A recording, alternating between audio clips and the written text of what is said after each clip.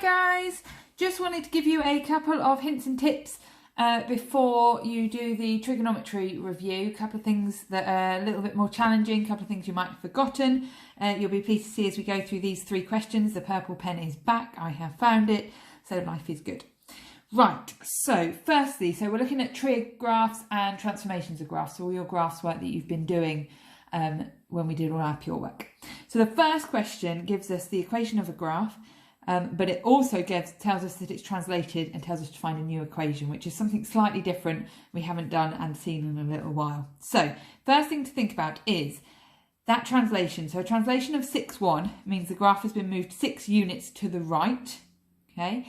If we think about that in graph transformation, remember inside the bracket does opposite, so that would be f of x is equal to x minus 6. That's what's happened. So f of x minus 6 means the graph has moved 6 units in the positive direction. And that 1 in their vector means our graph has moved up 1 unit, which we would write as f of x equals x plus 1. So if we wanted to find the new equation of the translated graph, we would take our original equation, and every time we saw x, we would replace it with x minus 6, as per the moving the graph 6 units right, and then we would put a plus 1 at the end because the whole graph has been moved up 1 unit with the f of x, x plus 1. So that gives you all of that. So every time I see x, I've replaced it with x minus 6, and then I've added my 1 on the end, and then all you have to do is expand and simplify to give your equation there. That should be a 21. No, it shouldn't. It should be a 51. We're okay. Okay, so that's the first sort of question you might have seen. Okay, next one. This time you've got to state a transformation. So we've got a graph, okay, and we want to, and it's been transformed, but this time you've got to state the transformation. So instead of being giving it, you've got to work it out. First thing to do is to look at your two equations and try and make them look very similar. So if you look at the second one, 20x squared plus 32, that is actually the first one just multiplied by 4. So I'm going to write it just like that, okay? Once it's written just like that, you can see what's happened. It's the same as y equals 4 f of x, which means it's a stretch of scale factor 4 parallel to the y-axis. We would think of it as every y value has been multiplied by 4, but the official way of saying it is that it's a stretch. Scale factor 4 parallel to the y-axis.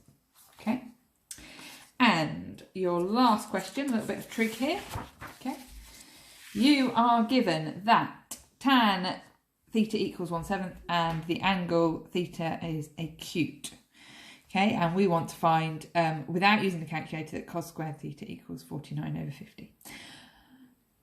These sorts of questions come up quite a lot, all in different sorts of ways. If you're given one of the trigonometric ratios and you want to find one of the others, you're going to need to use your right angle triangle. So the first thing we do is remember that tan is equal to opposite over adjacent and put that into our triangle. So opposite over adjacent would be 1 and 7.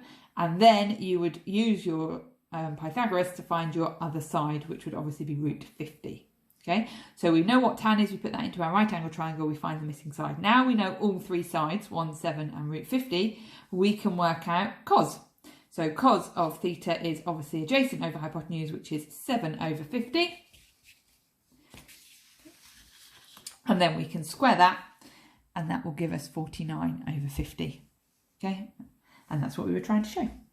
Finally, a couple of things just to remind you of your trigonometric ratios, okay, your identities. These are what you need to know. You need to learn these. You need to be able to use these. So these come up in your show that questions and your solving equations questions. Have a go at the work I've set you. Pop in and ask me if you've got any problems or drop me an email, whatever works for you. And I hope it's helpful. Bye.